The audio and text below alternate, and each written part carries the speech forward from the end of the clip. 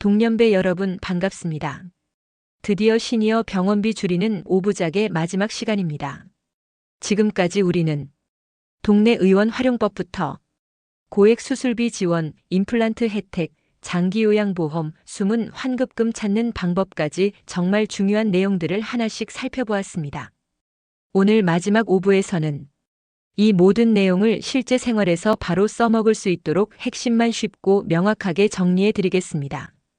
오늘 영상 하나만 제대로 기억해 두셔도 앞으로 병원비 때문에 당황하거나 손해보는 일은 훨씬 줄어들 수 있습니다.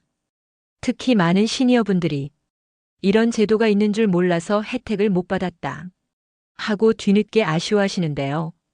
오늘은 그런 일이 없도록 꼭 기억해야 할 핵심만 정리해 드리겠습니다. 먼저 기억하셔야 할 것은 시니어 의료비 절약에는 국가가 만든 4단 안전망이 있다는 점입니다. 이 4가지만 기억하셔도 병원비 부담이 정말 크게 달라집니다. 첫 번째 안전망은 바로 동네 의원 활용하기입니다.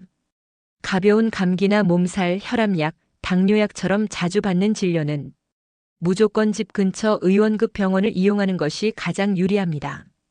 왜냐하면 65세 이상 어르신은 노인 외래 정액제 혜택을 받을 수 있기 때문입니다.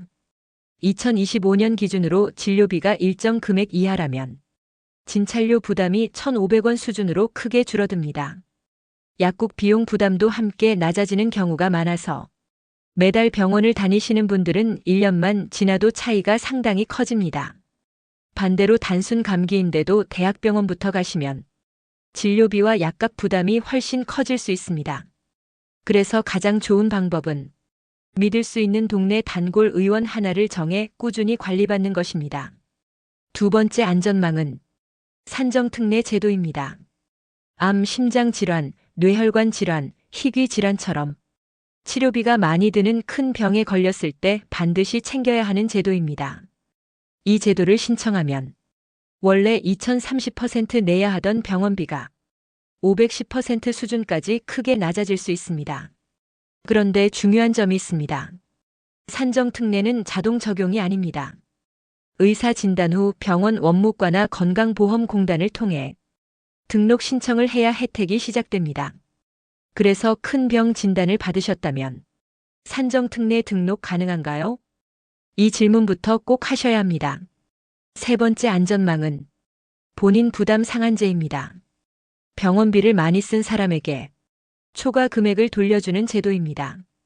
예를 들어 병원비로 300만 원을 썼는데 내 상한액 기준이 100만 원이라면 나머지 금액 일부를 건강보험공단이 돌려주는 방식입니다. 실제로 많은 고령층이 매년 수십만 원에서 100만 원 이상 환급받고 있습니다. 그런데도 우편 안내문을 광고로 착각해 그냥 버리는 경우가 정말 많습니다. 그래서 매년 8월쯤 되면 건강보험공단 우편이나 문자를 꼭 확인하시고 1577-1000번으로 문의해 보시는 것이 좋습니다. 네 번째 안전망은 재난적 의료비 지원 제도입니다. 건강보험 적용을 받아도 비급여 비용 때문에 병원비가 너무 많이 나왔을 때 국가가 추가로 지원해주는 제도입니다. 특히 암이나 중증 질환으로 도저히 감당이 안 된다 싶은 경우에는 반드시 건강보험공단에 문의해 보셔야 합니다. 연간 최대 수천만 원 가까이 지원되는 사례도 있기 때문에 병원비 영수증과 진단서는 꼭 잘 챙겨두시는 것이 중요합니다. 이제 실제 상황별 행동 요령을 쉽게 정리해 드리겠습니다. 혈압약이나 당뇨약 타러 갈 때는 무조건 동네 의원 먼저 가십시오. 임플란트나 틀니가 필요할 때는 65세 이상 건강보험 혜택부터 꼭 확인하십시오. 큰 병으로 입원하게 되면 가능하면 일반 병실을 선택하시고 산정특례 등록 여부를 꼭 확인하셔야 합니다. 퇴원 후 병원비가 너무 많이 나왔다면 재난적 의료비 지원 대상인지 바로 문의해 보셔야 합니다. 그리고 무엇보다 중요한 것은 예방입니다.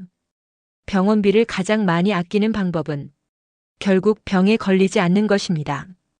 국가 건강검진은 절대 미루지 마십시오. 조기 발견 하나만으로도 수술비와 치료비 부담이 크게 줄어드는 경우가 많습니다. 독감 예방접종과 폐렴구균 예방접종도 꼭 챙기셔야 합니다. 특히 폐렴은 고령층에게 매우 위험하기 때문에 예방접종만 잘 받아도 입원 위험을 크게 낮출 수 있습니다. 동년배 여러분, 나이가 들수록 건강이 가장 큰 재산이라는 말이 정말 실감납니다. 하지만 병원비 때문에 치료를 미루거나 경제적으로 무너지는 일은 줄어들어야 합니다.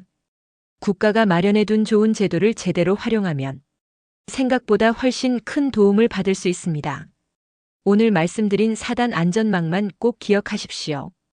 동네 의원 활용하기, 산정특례 등록하기, 본인 부담 상한제 확인하기, 재난적 의료비 지원 문의하기.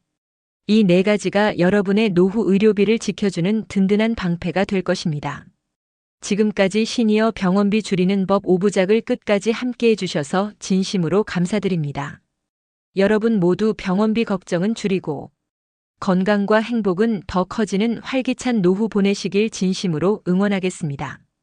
오늘 영상이 도움되셨다면 주변 분들과도 꼭 공유해 주십시오. 감사합니다. 건강하십시오.